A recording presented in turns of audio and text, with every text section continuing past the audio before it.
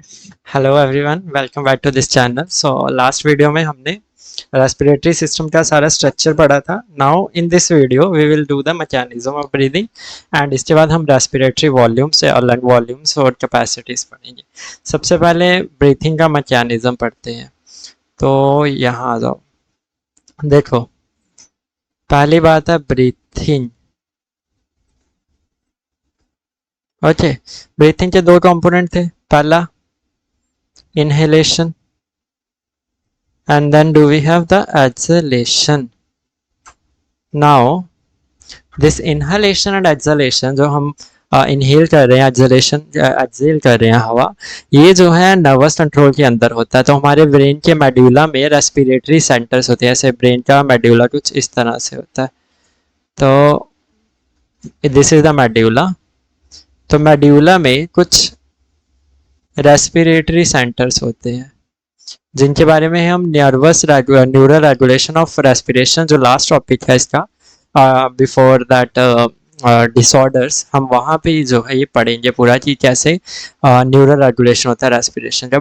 Basically now we just want to understand how the exhalation and inhalation happens. So for that we should know that there is a respiratory center.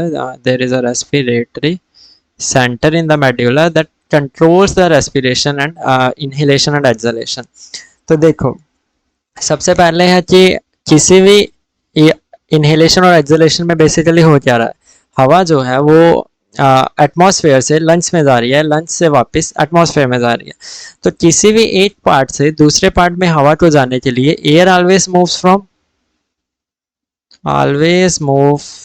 From area of high pressure to low pressure. हवा जब भी move करेगी वो high pressure area से low pressure area की तरफ जाएगी। तो हवा में जो प्रेशर होता है, हवा में जो एटमॉस्फेयर में जो एयर का प्रेशर होता है, that is equal to 1 atmosphere और 760 मिलीमीटर ऑफ मर्क्यूरी बोलते हैं जिसको, राइट। 1 यूनिट एटमॉस्फेयर में तो 1 एटमॉस्फेयर, नहीं तो 760 मिलीमीटर। अब अगर हमें इस हवा को लंग्स में भेजना है, दिस इज द लंग, हमें इसमें भेजना है, तो यहाँ पे माइनस में इसके रिस्पेक्ट में, जैसे अगर 760 है तो अंदर एटलीस्ट 756 758 होना चाहिए। इसके रिस्पेक्ट में तो ये नेगेटिव है ना, क्योंकि 4 कम है तो -4 हो गया, यहाँ 2 कम है तो -2, तो ये -4 प्रेशर होता है with respect to the atmosphere. तो हमें अंदर चाहिए नेगेटिव प्रेशर अगर हमें हवा अंदर लेके जानी है। और अगर हमें हवा जो है वो लंग से बाहर निकालनी, यानी एक्सहेल करना है, तो हमें अंदर चाहिए हाई प्रेशर, बाहर चाहिए नेगेटिव प्रेशर। मीन्स यहाँ पे 762 764 ये प्रेशर होना चाहिए, राइट। तो ये काम जो है, प्रेशर को बढ़ाने का काम जो है, यही हमने करना होता है। इनहेलेशन और एक्सहेलेशन में बेसिकली प्रेशर और वॉल्यूम का खेल है। तो हमें जो है सबसे पहले प्रेशर और वॉल्यूम के रिलेशनशिप के बारे में पता होना चाहिए। Pressure and volume of gas. देखो, एक बंदा था बॉयल, उसने एक लॉ दिया था जिसका नाम था बॉयल्स लॉ। बॉयल्स लॉ बोलता है कि जितनी वॉल्यूम ज्यादा होगी, volume of a gas, that is inversely proportional to pressure of that gas. जितनी आप वॉल्यूम ज्यादा कर दोगे, that is inversely proportional actually, inversely proportional to pressure of the gas. जितनी वॉल्यूम बढ़ा दोगे उतना प्रेशर कम हो जाएगा, जितना वॉल्यूम कम कर दो, ज़्यादा कर दोगे तो प्रेशर कम हो जाएगा। ओके, तो हमें क्या करना है, बेसिकली क्या होता है, अब देखो, ये हमारे स्टर्नम है। ओके, अच्छा, स्टर्नम में सॉरी, जो थोरेसिक चैम्बर है उसमें हमने क्या पढ़ा था कि रिब्स होती हैं, राइट। रिब्स होती हैं, 12 पेयर्स होता है एक्चुअली में। तो ये जो रिब्स होती हैं, इनके बीच में 2 टाइप की मसल्स होती हैं, मेजरली 2 टाइप्स ऑफ मसल्स। एक होती हैं एक्सटर्नल इंटरकोस्टल,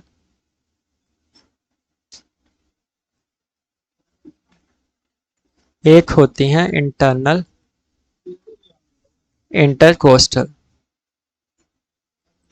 ये मसल क्या करती हैं, तो अगर एक्सटर्नल इंटरकोस्टल मसल्स, अगर ये मसल्स कॉन्ट्रैक्ट होती हैं ऑन कॉन्ट्रैक्शन, ये क्या करती हैं, जो रिब केज है उसको जो है अपवर्ड एंड फॉरवर्ड मूव करती है। यानी अगर एक्सटर्नल इंटरकोस्टल मसल कॉन्ट्रैक्ट होंगी तो हमारा जो रिब केज है, हमारी जो चेस्ट है, चेस्ट भी लिख सकते हैं यहाँ पे, सो हमारी जो चेस्ट है दैट विल मूव अपवर्ड, वो ऊपर की तरफ उठेगी, और या फिर बाहर की तरफ, ऊपर और बाहर दोनों तरफ जो है एक्सटर्नल इंटरकोस्टल में कॉन्ट्रैक्शन से जो है रिब केज जो है वो मूव करती है। उसके अपोजिट जो इंटरनल इंटरकोस्टल मसल्स है, अगर ये कॉन्ट्रैक्ट होंगी तो क्या होता है, रिब केज या चेस्ट जो है it moves downward and inward. इतना समझ में आया? Now what would we do? देखो यहाँ पे मसल्स दिखा रखी हैं, तो ये जो मसल्स आपको दिख रही हैं these are actually the external intercostal. देखो ये मसल्स कैसी हैं, अगर ये मसल्स कॉन्ट्रैक्ट होंगी, इफ दिस मसल्स कॉन्ट्रैक्ट, तो ये जो है ऊपर की तरफ जाएगा, ये जो रिब केज है ये ऊपर की तरफ मूव होगा, तो ऊपर की तरफ मूवमेंट होगी, प्लस थोड़ी सी बाहर की तरफ मूवमेंट होगी। Upward and forward movement of the that rib cage happens when the external intercostal muscles contract। और ये जो मसल्स दिख रही हैं these are the internal intercostal, ये इस तरह से कॉन्ट्रैक्ट करेंगी। जब ये कॉन्ट्रैक्ट करेंगी तो ये डायफ्राम जो ये रिब केज है या चेस्ट है वो मूव करेगी डाउनवर्ड। ओके, सो अभी हम चेस्ट वॉल को एक बार देखते हैं। देखो अगर ये हमारा स्टर्नम है, मान लो ये स्टर्नम है, okay, and we do have the ribs here. यहाँ पे रिब्स है 2 3, 1 2 3, ओके, और ये है हमारी thoracic wall. Let me change the pen. this is the thoracic wall, और नीचे की तरफ क्या होता है, इस तरह से डायफ्राम होता है। ओके, नॉट अगर एक्सटर्नल इंटरकोस्टल मसल्स, अब मैं बता रहा हूँ on contraction of external intercostal muscle, अगर एक्सटर्नल इंटरकोस्टल मसल कॉन्ट्रैक्ट करेंगी तो क्या होगा, तो ये जो ब्लू पेन, ये जो स्टर्नम था, क्या बोला था, चेस्ट जो है फॉरवर्ड ऊपर को मूव करेगी, ये स्टर्नम कहीं यहाँ पे आ जाएगा, राइट, यहाँ से यहाँ तक आ जाएगा, और ये जो रिब्स थी they will also move upward, ribs यहाँ को मूव कर गई, ये यहाँ को मूव कर गई, ये यहाँ को मूव कर गई, ये यहाँ को मूव कर गई, and this will move upward like this. Okay, और जो हमारा स्टर्नम है, अगर स्टर्नम जो है ये कॉन्ट्रैक्ट करके नीचे को ऐसे आ जाए, ओके, तो ओवरऑल अगर हम देखेंगे, अब चेस्ट वॉल की लेंथ नाप के देखो, अब इसका एरिया नापो, ये देखो यहां से यहां तक,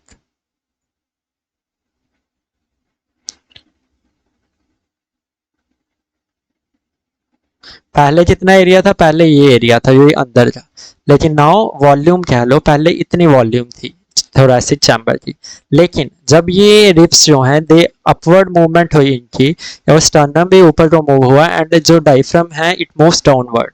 डायफ्राम जो है जब कॉन्ट्रैक्ट होता है तो ये नीचे की तरफ हो जाता है, ऐसे ऐसे होता है बेसिकली, और जब कॉन्ट्रैक्ट हुआ तो ऐसे हो गया, क्योंकि मसल्स क्या करती है एक दूसरे पे, जब कॉन्ट्रैक्शन होता है तो मसल बैंड्स एक दूसरे पे क्या हो जाते हैं, ओवरलाई करते हैं ना, ओवरलैप कर देते हैं, सो ओवरलैपिंग की वजह से ये बिल्कुल स्ट्रेट सा हो गया।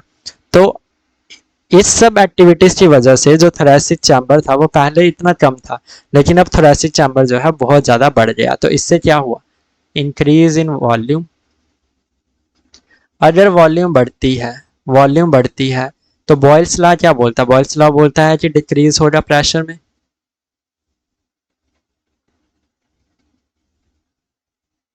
राइट और जैसे प्रेशर में डिक्रीज हो रहा तो air moves from area of high pressure to low pressure. जब ये लो प्रेशर क्रिएट हुआ तो हवा क्या करेगी? Air will move into the lungs, और जब एयर लंग्स में मूव करती है इस प्रोसेस को हम क्या बोलते हैं? Inhalation, right. तो इस तरह से इनहेलेशन होता है। सो यहाँ पे स्टेप्स लिख देता हूँ।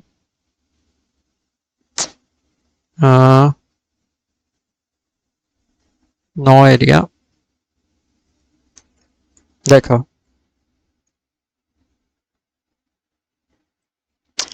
एक्सेलेरेशन की बात करिए, ओके। सबसे पहले जो है, जो रेस्पिरेटरी सेंटर होता है मेड्यूला में, वो क्या करेगा? It will send signals to the diaphragm को और एक्सटर्नल इंटरकोस्टल मसल्स को। इनहेलेशन की बात हो रही है, ओके। एक्सटर्नल इंटरकोस्टल,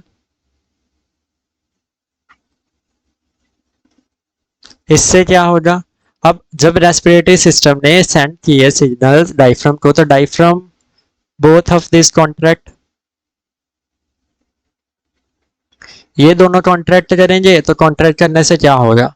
जो रिप्स हैं, जो थोरेसिक चैम्बर सीधा बोल दें, थोरेसिक चैम्बर या chest moves upward and forward, plus जो डायफ्राम है वो फ्लैटेंड हो जाता है, राइट। अब इसकी वजह से क्या हुआ? इंक्रीज इन थोरेसिक वॉल्यूम, पढ़ा था ना पीछे, increase in thoracic volume. Thoracic volume बढ़ी तो क्या होगा? Decrease in pressure.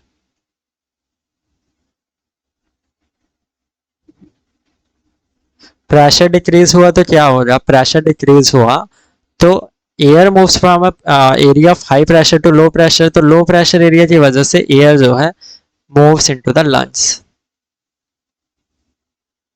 और जब मूव्स इनटू द लंग्स इसी को हम क्या बोलते हैं? इनहेलेशन बोलते हैं, right. So this process is a passive process. Normal condition में जब हम ब्रीथ कर रहे हैं, पैसिव प्रोसेस 12 to 16 टाइम्स पर मिनट एनसीईआरटी में लिखा होगा, ओके। तो इनहेलेशन के ये स्टेप है सबसे पहले। और जो नर्व जो है एक ये भी लिखा हुआ phrenic nerve, this is an important nerve because it supplies the diaphragm. Diaphragm को जो नर्व सिग्नल भेजती है वो फ्रेनिक नर्व है। तो इनहेलेशन ऐसे होता है। इनहेलेशन में बेसिकली थोरेसिक चैम्बर की हम वॉल्यूम को बढ़ा रहे हैं by contracting the external intercostal muscles and the diaphragm. I think this is clear to you. चलो ये हो गया हमारा exhalation, inhalation. Now about the exhalation. देखो एक्सलेशन जो है नॉर्मल कंडीशन में, नॉर्मल कंडीशन में इसमें किसी का रोल नहीं होता है। नॉर्मल कंडीशन में ये जो एक्सलेशन है it is a passive process. Inhalation भी normally is inhalation is not actually passive process, it is an active process because muscles are contracting, तो मसल कॉन्ट्रैक्शन के लिए एटीपी चाहिए। तो inhalation is always an active process. Exhalation normal condition में passive process होता है। Passive process मतलब energy की नीड नहीं। एनर्जी की नीड क्यों नहीं है? क्योंकि रिलैक्सेशन ऑफ डायफ्राम एंड और कौन सा था? External intercostal muscle, right. देखो जो रेस्पिरेटरी सेंटर सिग्नल भेज रहा था वो सिग्नल बंद हो जाते हैं। Signal stop from the respiratory centre. अब सिग्नल स्टॉप हो जाए तो जो कॉन्ट्रैक्शन था वो भी बंद हो जाए। कॉन्ट्रैक्शन के बाद क्या होगा? रिलैक्सेशन होगा। तो रिलैक्सेशन से क्या होता है कि वो जो रिप्स जो थोरेसिक चैम्बर है रिटर्न्स टू ओरिजिनल फॉर्म। तो वॉल्यूम जो है डिक्रीज हो जाता है, वॉल्यूम डिक्रीज हुआ तो प्रेशर इंक्रीज हो जाता है अंदर, और प्रेशर इंक्रीज हुआ तो एयर जो है इट रशेस आउट, और एयर रश आउट को क्या बोलते हैं, एक्सलेशन, राइट। तो इस तरह से एक्सलेशन होता है। इनहेलेशन और एक्सलेशन समझ में आया। इनहेलेशन में कॉन्ट्रैक्शन ऑफ द मसल्स होता है, एक्सटर्नल, इंटरकोस्टल और डायफ्राम, और एक्सलेशन में इनको सिग्नल बंद हो जाता है मिलना ये रेस्पिरेटरी सेंटर से, तो ये दोनों जो है वो रिलैक्स कर जाती हैं, वापस अपनी नॉर्मल स्टेट पे आ जाती हैं। तो नॉर्मल जब पोजीशन पे आएंगी तो ऑब्वियसली जो वॉल्यूम जो बढ़ा था इतना ज़्यादा थोरेसिक चैम्बर का, तो वो वॉल्यूम कम हो गया, तो प्रेशर बढ़ जाता है। तो उसकी वजह से जो एयर है अंदर जो लंग्स में रही during inhalation, that will rush out. This process is exhalation. Okay. Now, I think it's clear. Now let me tell you one more thing. देखो ये तो हो गया नॉर्मल टाइम में, ओके, नॉर्मल में। अब यहाँ पे कहाँ है,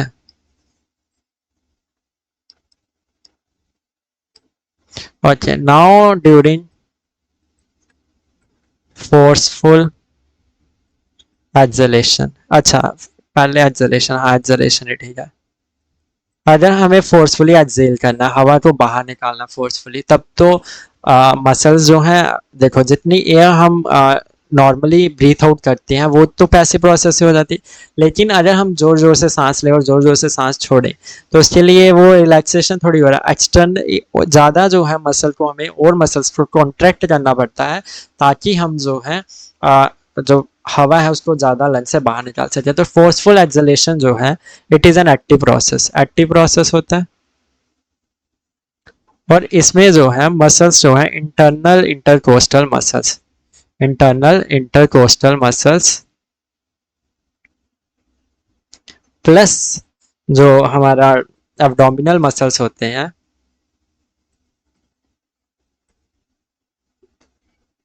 ये दोनों जो है कॉन्ट्रैक्ट करते हैं। कॉन्ट्रैक्ट करने से क्या होता है कि जो लंग थोरेसिक वॉल होती है या थोरेसिक चैम्बर जो होता है, it moves downward and inward. तो नीचे की तरफ जाएगा तो क्या हो जाएगा, जैसे ऊपर की तरफ जाता है थोरेसिक चैम्बर तो वॉल्यूम बढ़ता है, तो नीचे की तरफ जाएगा तो वॉल्यूम डिक्रीजेस, वॉल्यूम डिक्रीज करेगा तो प्रेशर इंक्रीजेस, प्रेशर इंक्रीज करेगा तो एयर रशेस आउट। ये हो गया फोर्सफुल एक्सलेशन। ओके, वैसे ही यहाँ मसल में आ जाओ।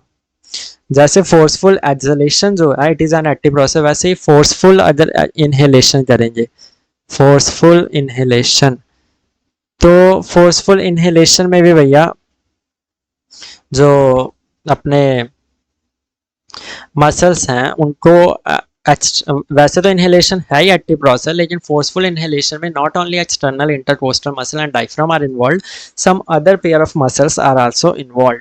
सो अगर नाम जानने हैं तो वैसे नाम कहीं भी नहीं आएंगे, किसी भी नीट में तो बिल्कुल नहीं आएंगे, लेकिन कुछ एक्सेसरी मसल्स होते हैं, जैसे यहाँ पे होता है स्कैलीन मसल्स होते हैं, ये जो मसल दिख रहे हैं ना दो, ये स्कैलीन है।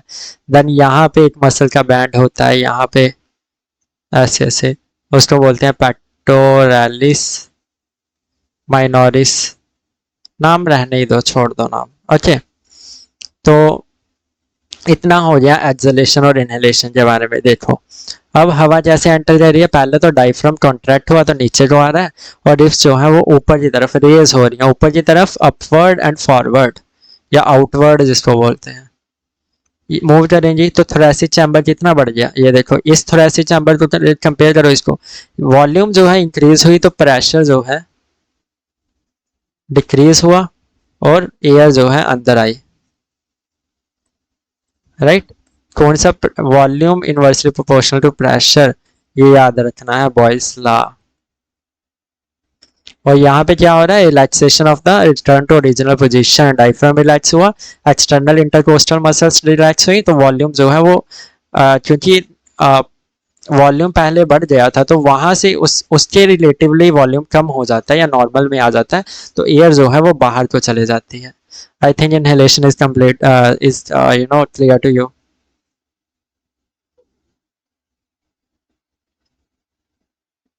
अच्छा, यहाँ पे पढ़ लेते हैं, थोड़ा एनसीईआरटी से उठाया गया है। ब्रीथिंग में दो स्टेजेस होती हैं भैया, इंस्पिरेशन जिसमें हवा हम अंदर लेते हैं एटमॉस्फेयर से, और एक्सपिरेशन जैसे अल्वियोलर एयर से वो बाहर निकाला जाता है। Movement of air into out of lung is carried by creating a pressure gradient. Pressure gradient क्या होता है? High pressure to low pressure, low pressure to high pressure. Pressure में चेंज लाना, gradient is a change between the lungs and the atmosphere. Inspiration कब होता है? Within the lungs होता है, is less than the atmospheric pressure. When the pressure in the lungs is less than the atmospheric pressure। अगर lungs में atmosphere के relative में negative pressure हो जाए, सबसे पहले बात करें ना, नेगेटिव प्रेशर हो जाता है, जैसे 760 है तो अंदर हमें 758 चाहिए, तो -2 जो है प्रेशर चाहिए with respect to the atmosphere, with respect to atmosphere. Similarly expiration जब होता है तो इंट्रापल्मोनरी प्रेशर जो है, that is pressure in the lungs is higher than the atmospheric pressure। Diaphragm और स्पेशल सेट ऑफ मसल्स जिसको external और intercostal muscle कहते हैं, ये जो है ग्रेडियंट को क्रिएट करने, प्रेशर को अलग चेंज करने में मदद करते हैं। इंस्पिरेशन क्या होता है? डायफ्राम कॉन्ट्रैक्ट होने से बनता है। डायफ्राम जो है, डायफ्राम बहुत ही इंपॉर्टेंट है भैया। डायफ्राम जो है 70% ऑफ द गैस एक्सचेंज के लिए, 70% ऑफ द एयर जो एंटर करती है, एंटर्स इनटू द लंग्स, उसके लिए ये रिस्पॉन्सिबल है। 70 to 75% जो हवा अंदर आई वो डायफ्राम के कॉन्ट्रैक्शन की वजह से केवल आती है। तो diaphragm is such an important muscle है। जब डायफ्राम में कोई प्रॉब्लम हो जाए, जैसे अगर किसी की प्रेगनेंसी है तो ऑब्वियसली यूट्रस इनलार्ज होता है, तो डायफ्राम को रिलैक्स होने में प्रॉब्लम होता है। कोई बहुत मोटा है ओबेसी, तो उसकी जो फैट की टिश्यू की फैट लेयर है वो बहुत बढ़ जाती है ना, एब्डोमेन, तो तब भी उसके जो डायफ्राम उसको लाइक कॉन्ट्रैक्ट होने में बहुत दिक्कत होती है। देन अगर किसी ने पेट बांध के रखा है काफ़ी देर से, तो डायफ्राम जो है वो जब कॉन्ट्रैक्ट करेगा तो उसको थोड़ा ओपोजिशन आगे से मिलेगा, रेजिस्टेंस, तो वो पूरी तरह से कॉन्ट्रैक्ट नहीं हो पाएगा। तो इन सब कंडीशन में बंदे को सांस लेने में थोड़ी दिक्कत हो, या वो जल्दी जल्दी सांसें भरता है, प्रेगनेंसी में ब्रीथिंग रेट इंक्रीज हो जाता है। तो यही कुछ कारण रहते हैं। तो ये आ गया diaphragm chamber into the antero posterior axis. Antero posterior axis क्या होती है? ऊपर से लेकर नीचे तक। जैसे इस अगर ये थोरेसिक वॉल है, अगर वॉल्यूम ऐसे बढ़ रहा है, इस एक्सिस में बढ़ रहा है, तो इसको बोलते हैं एंटीरो पोस्टीरियर, क्योंकि ये एंटीरियर है, ये पोस्टीरियर सरफेस है। The contraction of the muscle lift of the ribs and sternum causing increase in the volume of thoracic chamber in the dorsoventral. Dorsoventral means अगर आपकी बैक साइड, अगर आप ऐसे हो और यहाँ पे लंग है एक, तो जब वॉल्यूम इस तरफ से बढ़ेगा, इस एक्सिस में बढ़ेगा, तो उसको बोलते हैं ventral dorso ventral axis. The overall increase in the thoracic volume से क्या होता है कि जब थोरेसिक वॉल्यूम बढ़ा तो पल्मोनरी वॉल्यूम भी हुआ। थोरेसिक वॉल्यूम क्या है? पूरा चैम्बर का। और पल्मोनरी वॉल्यूम क्या है? लंग्स के अंदर की volume. pulmonary volume is the volume of the lungs, और thoracic volume is the volume of the whole thoracic chamber, जिसमें lungs भी है, blood vessels भी है, heart भी है, तो ये सब आ जाता है thoracic volume में। तो ओवरऑल दोनों ही इंक्रीज होते हैं, किसी एक में इंक्रीज डिक्रीज होने से दूसरे में भी इंक्रीज डिक्रीज होता है। तो यहाँ पे वही लिखा हुआ है जो मैंने पढ़ाया था, diaphragm of the return sternum to there, ये पढ़ लेना, ठीक है। 12 से 16 मिनट जो है ब्रीथिंग रेट बताया है, ये इंपॉर्टेंट है। स्पाइरोमीटर की बात करते हैं आगे, ठीक है। अच्छा, ये नाम रहने दो। तो इससे हमारा जो मैकेनिज्म ऑफ इनहेलेशन एक्सहेलेशन है वो कंप्लीट होता है। रेस्पिरेटरी वॉल्यूम्स एंड कैपेसिटीज देखिए, तो सबसे पहले हमें स्पाइरोमीटर का पता होना चाहिए। स्पाइरोमीटर क्या होता है? देखो, लंग्स की वॉल्यूम्स होती हैं, बेसिकली कितना वॉल्यूम ऑफ एयर हम इनहेल एक्सहेल कर सकते हैं, कितना वॉल्यूम हम मैक्सिमम इनहेल कर सकते हैं, कितना वॉल्यूम ऑफ एयर हम मैक्सिमम एक्सहेल इनहेल कर सकते हैं, कितना वॉल्यूम ऑफ एयर हमारे लंग्स में हमेशा रहता है। तो these are known as the lung volumes या फिर रेस्पिरेटरी वॉल्यूम्स। और कैपेसिटीज जो है ये क्वांटिटीज होती हैं बेसिकली, जो कि बनाई जाती है इन्हीं लंग वॉल्यूम्स को जोड़ काट के। तो इन लंग वॉल्यूम को 2 को जोड़ लो किसी को तो एक कैपेसिटी बन जाती है, 3 को जोड़ लो तो एक कैपेसिटी बन जाती है। तो ये तरह तरह की लंग वॉल्यूम्स और कैपेसिटीज होती हैं जो हमने पढ़नी है। अब ये लंग वॉल्यूम और लंग कैपेसिटीज को बेसिकली कैलकुलेट नहीं किया जाता, लंग वॉल्यूम्स को कैलकुलेट किया जाता है with the help of a device.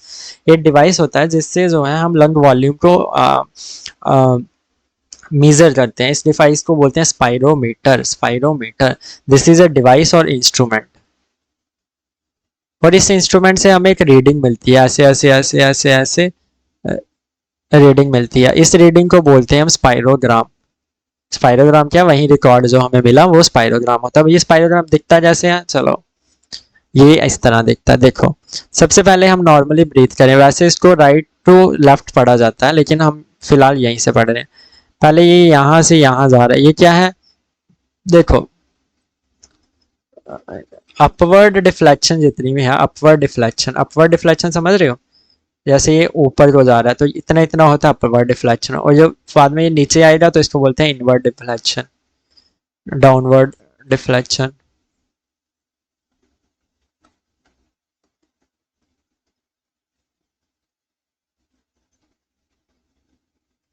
Upward deflection जो है इंस्पिरेशन को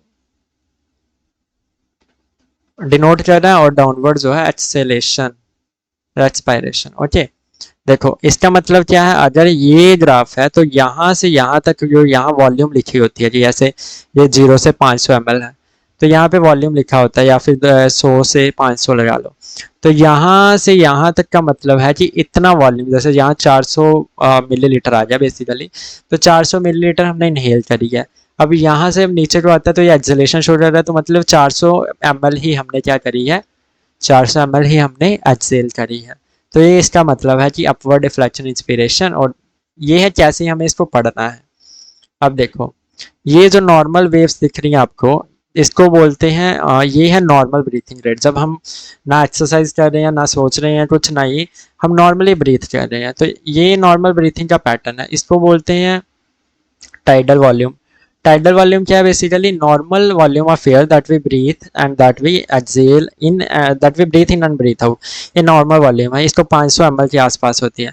अब ये जो नीचे की तरफ जा रही है, this is maximum volume of air that we can, that we can, यहाँ से यहाँ तक, एक्चुअली यहाँ से यहाँ तक है मैक्सिमम वॉल्यूम, लेकिन अगर हम इसको हटा दें, in addition to tidal volume, the amount of air that we can, the volume of air that we can, नीचे को क्या था एक्सेल है ना, तो exhale this is known as the expiratory reserve volume. देखो ये टाइडल वॉल्यूम को इंक्लूड करके नहीं है, टाइडल वॉल्यूम को इंक्लूड, टाइडल वॉल्यूम जो है एक्सपायरेटरी रिजर्व वॉल्यूम के अंदर नहीं आता। टाइडल वॉल्यूम अलग है, एक्सपायरेटरी रिजर्व वॉल्यूम अलग है। इन दोनों को मिला के एक्सपायरेटरी रिजर्व वॉल्यूम बनती है, जो सॉरी ये कैपेसिटी बनती है, where is the capacity, expiratory capacity. Okay, ये हम देखते हैं। और देखो उसी तरह ये जो अपवर्ड डिफ्लेक्शन है, ये जो है ये बता रहा है कि अगर हम सांस लेते हैं, ठीक है, सांस ले रहे हैं तो कितना वॉल्यूम ऑफ एयर है जो हम जो है इनहेल कर सकते हैं, कितना वॉल्यूम ऑफ एयर है जो हम जो है इनहेल कर सकते हैं टाइडल वॉल्यूम के सिवाय।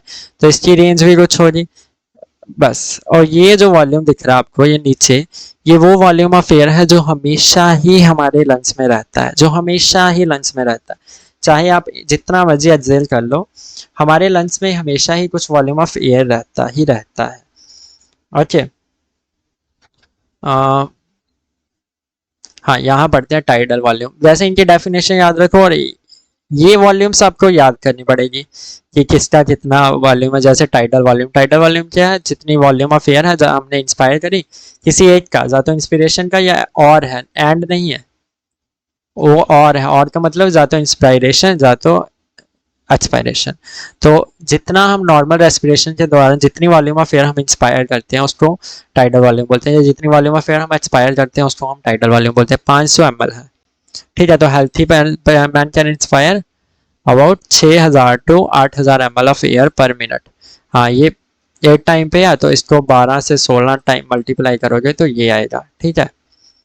ये पर ब्रेथ है, एक ब्रेथ पे, या पर इनहेलेशन और एक्सहेलेशन, तो ये सारी वॉल्यूम पर इनहेलेशन और एक्सहेलेशन।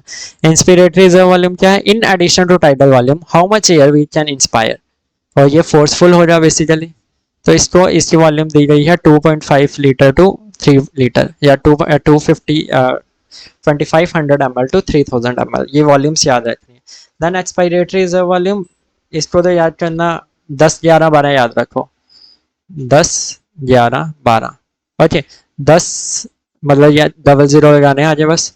तो ये 10 से 11 जो एक्सपीरेटरी रिजर्व वॉल्यूम बन जाती है और 11 से 12 ये रेजिडुअल वॉल्यूम बन जाती है। Residual volume, volume of air remaining in the lungs, जितना मर्जी तुम फोर्सफुली बाहर हवा निकाल दो लेकिन कुछ हवा रहेगी, वो हवा है रेजिडुअल वॉल्यूम। और रेजिडुअल वॉल्यूम एक ऐसी वॉल्यूम है, it can not be calculated, it can not be calculated with spirogram, क्योंकि स्पाइरोग्राम जो है वो सिर्फ वही स्पाइरोमीटर, स्पाइरोमीटर जो है वही वॉल्यूम ऑफ एयर को कैलकुलेट कर सकता है जो वॉल्यूम हम या तो इनहेल करें या एक्सहेल करें। लेकिन रेजिडुअल वॉल्यूम ना तो हम एक्सहेल कर सकते हैं, है ना, तो कैसे ही हमें पता चलेगी, तो ये पता नहीं चलती है, इसको कैलकुलेट अलग तरीके से होता है। तो स्पाइरोमीटर से जो वॉल्यूम जो है हम कैलकुलेट नहीं कर सकते, एक इंपॉर्टेंट क्वेश्चन बन सकता है, जो वॉल्यूम हम नहीं कैलकुलेट कर सकते that is residual volume. Expiratory का पता चल गया। अच्छा, अब आ गया कि कैपेसिटीज क्या होती हैं।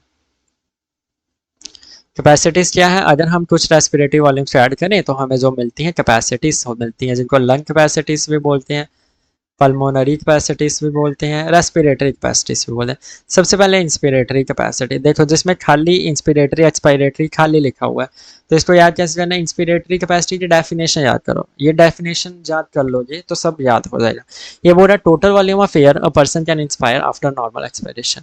देखो हमने नॉर्मली एक्सपायर कर लिया, ठीक है, मतलब देखो यहाँ से ये हमने नॉर्मल यहाँ तक एक्सपायर कर लिया। ओके, अब हम कितना वॉल्यूम ऑफ एयर जो है इनहेल कर सकते हैं, तो पहले तो यहाँ तक, ठीक है, और एक हमारी मैक्सिमम वॉल्यूम होती थी इंस्पिरेटरी रिजर्व वॉल्यूम, है ना, यहाँ से यहाँ तक जो है this is inspiratory reserve volume. Paper में ऐसे पूरा पूरा नहीं आएगा, IRV आएगा, ERV आएगा, ऐसे आएगा, ठीक है। तो ये इस तरह से जो इसके शॉर्ट फॉर्म्स हैं ये याद रखनी है। और ये वाली जो है टाइडल वॉल्यूम, अब हमें इसके बाद का कैलकुलेट करना, तो हम टाइडल वॉल्यूम को भी ऐड करेंगे और इंस्पिरेटरी को भी ऐड करेंगे, तो इस इंस्पिरेटरी कैपेसिटी इसके बराबर होती है। Then expiratory capacity after a normal inspiration, जैसे यहाँ पे देखो ये मैंने इंस्पायर करा, अब कितनी वॉल्यूम ऑफ एयर मैं मैक्सिमम जो है एक्सेल कर सकता हूँ, पहले तो इतनी इतनी कर ही सकता हूँ, नॉर्मली कर सकता हूँ, फिर एक यहाँ तक वैल्यू होती थी जिसका नाम था एक्सपायरेटरी रिजर्व वॉल्यूम, इतनी तो मैं फोर्सफुली जो है एक्सेल कर ही सकता हूँ। क्या था इसका, 11, 10 से 11, है ना। तो ये दोनों मिला के tidal volume plus expiratory reserve volume मिला के जो हमारे पास क्वांटिटी बनती है, दोनों को मिला के उसको बोलते हैं एक्सपायरेटरी कैपेसिटी, EC। फिर फंक्शनल रेजिडुअल कैपेसिटी, पहले है रेजिडुअल, रेजिडुअल मतलब जो बची हुई है, ओके, और functional means that is functional, इसमें जो residual volume of air that will remain in the lungs after normal expiration, functional means general, तो जनरल रेजिडुअल कैपेसिटी कितनी है हमारी, जो हमारे लंग्स में हमेशा हवा रहती है अगर हम नॉर्मल एक्सपायर करें, एक तो एक्सपायरेटरी रिजर्व वॉल्यूम रहती है और एक रेजिडुअल वॉल्यूम रहती है, तो इन दोनों को मिला दो तो फंक्शनल रेजिडुअल वॉल्यूम, जो नॉर्मल कंडीशन में हमारी एयर में हवा बनी रहती है, ऐसे ये है ना। देखो अगर हम नॉर्मली ब्रीथ कर रहे हैं तो यहाँ तक तो हवा हमने इनहेल, यहाँ तक तो हमने बाहर निकाल दी, लेकिन ये जो पूरी बची, ये पूरी बची, तो इसी को तो हम बोलते हैं, पूरी को क्या बोलेंगे, functional residual volume. Okay, then दो आते हैं वाइटल कैपेसिटी और लंग कैपेसिटी। वाइटल कैपेसिटी में याद रखना है कि जो maximum volume of air a person can breathe in after a forced expiration, देखो मैंने फोर्सफुली एक्सपायर कर दिया, यहाँ पे आओ, यहाँ तक मैंने फोर्सफुली निकाल दिया, सब जितनी हवा थी निकाल दी, अब मैं कितनी वॉल्यूम ऑफ एयर ले सकता हूँ, पहले तो मैं यहाँ तक ले सकता हूँ हवा, आराम से इनहेल कर सकता हूँ, फिर टाइडल वॉल्यूम तो भैया कर ही सकता हूँ, फिर मेरे पास एक और वॉल्यूम है जहाँ तक मैं इनहेल कर ही सकता हूँ, इंस्पायरेटरी रिजर्व वॉल्यूम। तो इन तीनों को मिला के जो बना वो बना हमारा वाइटल कैपेसिटी, कि इतनी कैपेसिटी हमारे पास सांस लेने की अगर हम एक बार में सारी हवा जो है फोर्सफुल एक्सपायरेशन कर लें, तो ये है ERV, TV एंड IRV, इन तीनों के प्लस के बराबर। Then total lung capacity, total lung capacity में कुछ याद नहीं रखना, बस याद रखो कि जो जितनी भी हमने वॉल्यूम पढ़ी इन सबको ऐड कर दो तो वो हमारे पास टोटल लंग कैपेसिटी आ जाती है। या फिर वाइटल कैपेसिटी जिसके बराबर थी, vital capacity inspiratory reserve volume, tidal volume, expiratory reserve volume, इन तीनों को मिला के और इसमें हमने ऐड कर दिया, अगर हम इसमें ऐड कर दें रेजिडुअल वॉल्यूम, तो हमारे पास बन जाता है लंग कैपेसिटी, राइट। तो लंग कैपेसिटी को दूसरी तरह जैसे लिख सकते हैं VC प्लस RC, राइट।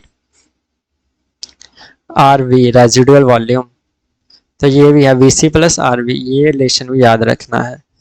तो ये तरह अलग अलग लंग वॉल्यूम्स और लंग कैपेसिटीज हैं that you should know. These are given in the NCERT.